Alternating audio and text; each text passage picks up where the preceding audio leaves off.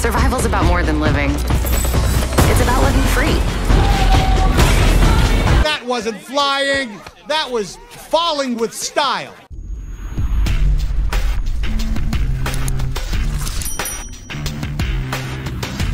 Hey everyone, Thordan Smash and Ragnar here, and he's getting pretty big, so I don't know how long I'll be able to do intros with him like this, but today we are going to be talking about buffs and nerfs for Season 14, and what his Wattson kind of gave us a hint into, and some other important information. We're going to do all that and give out 45 bucks. All you guys got to do is like, comment, subscribe. You guys know the drill. He's sniffing my microphone, so let's go ahead and talk about Apex. So we actually have a couple of things to cover today. The first thing I want to go over is that Hypermiss actually found all the badges for level 1 to 500 for both Lifeline and Octane. You can see them right here. It will be interesting with the prestige system, as once we hit level 500, we will be able to start that over again. You will get unique weapon charms, new badge frames. I hope maybe we actually get something where we get to choose a certain legend to prestige, but right now it's only confirmed that we have Lifeline and Octane. Also important to note that it has been officially confirmed that we will not be getting a new weapon in Season 14. The developers don't feel like there is a current place for it. There's a lot of other meta changes going on right now. It does look like they have combined certain things that they had been working on in the past with new changes, such as the fact that the EVA 8 can now actually take stocks. This is very reminiscent of something we saw in a Deb diary, where we saw a leaked shotgun called the MKA-00. So it looks like for whatever reason, they decided to actually just make that into the EVA 8 with its changes. We saw the same thing with the Spitfire now taking light ammo. This is very similar to what we saw with the Maelstrom LMG, which was data mined by human SAS back in Season 8, I believe. Wouldn't be much of a reason to now add the Maelstrom, although it could always still happen, but it looks like it got combined into the Spitfire changes. Also, a little bit of sad news, the design director did give an update to Alpha Intel News, otherwise known as Exerto, in the press release for Season 14, saying that Respawn is actively working still on cross progression, but it's a very technically challenging problem. They want to get it in sooner than later. This is pretty much the exact same statement they made 1 year ago. We know that Josh Medina in the winter said that they were planning on cross progression coming in 2022, and since it's not coming in Season 14, they only have 1 season left in Season 15 to hit that promise. And the other big thing that wasn't actually talked about that much is we do know that the Rampage is now in the care package. It's important to know that it will not actually come charged up. There will be 1 thermite in the care package with it, but you won't be able to just grab it from the care package and rip it right away. But speaking of those care package changes, we do know now that the leaks from Oz were 100% right, that the care package was going to be getting some changes, with all the meta changes along with the care package, Bocek Bow, and Rampage going in for the Volt and the G7, but he wasn't the only one who actually gave us that information a few days early.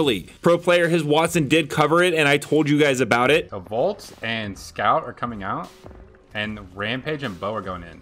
And most people do remember that clip I just played. However, there was additional information he actually gave on the stream, specifically about buffs and nerfs. The first thing is that he let us know that Newcastle Shield will now move faster so you can run with it. This is probably needed as he has the lowest pick rate out of all legends. As we can see from gameplay, he can really only walk alongside the shield, so it does give him a little bit more maneuverability for such a large character. The really big news is that he let us know that Valk is becoming an assault character. This is absolutely massive and solves a lot of her competition problems, because what players in ALGS would do is they would scan a beacon, find out where the next ring is, and then skydive in position early there. She could get more nerfs as well, but this does solve a huge problem in ALGS, as now you can't just go ahead and fly to the end game and set up with other defensive characters, such as Caustic and Gibby, which Josh Medina also said that they were going to take a look at. I think this is what that implies, because even though Gibby and Caustic may not get a huge nerf this season, by removing the ability to put Caustic in a position for end game right off the bat by flying to it, it nerfs that whole competitive meta quite a bit. However, they are going to make Seer an absolute overpowered beast if his Wattson is correct, because he did let us know that recon characters will now get a map room scan when hitting the beacon. This is actually a nice buff for Pathfinder for those of you who have been waiting to be able to get a new passive for him for a very long time, as he is a recon character and this will apply to him. And for those that didn't know what the map room scan is, it's basically Crypto's town takeover on the Kings Canyon map. When you hit the map room, it unveils the location of all enemies on the map. This will be a particular problem for Seer, who will also get this ability, as not only does he now have a very good skill set for a recon character, but he won't even really need to use his heartbeat sensor to find where you are in the direct area, as if he hits a beacon, he is going to know exactly where to go for you. Which makes sense why Valk no longer can hit beacons, because if she could find out exactly where you are on the map and then fly over to you, that would just be a little too third-party heavy. But once again, keep in mind that this is coming from his Wattson, who doesn't have a huge history of leaking, although he did get the Rampage Rampage and the bow check in the G7 and Volt right, so it will be interesting to see when we get the official patch notes. Let me and Ragnar know down below in the comments, are you excited for Season 14 and the meta shift, and how do you feel about those Valkyrie changes and other plans that his Wattson had talked about?